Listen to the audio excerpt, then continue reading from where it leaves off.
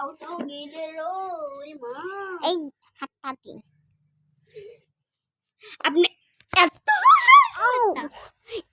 আমাকে কেন মারলেন আপনি? আপনি মেঘকে হাত ধরলেন কেন? আপনি এত বড় আসপত্তা, আপনি কি এত এই শিক্ষা পেয়েছেন? হ্যাঁ, আপনি কি এই শিক্ষা পেয়েছেন? আরে ভাই, আমি তো সাহায্যই করতে গিয়েছিলাম আপনাকে।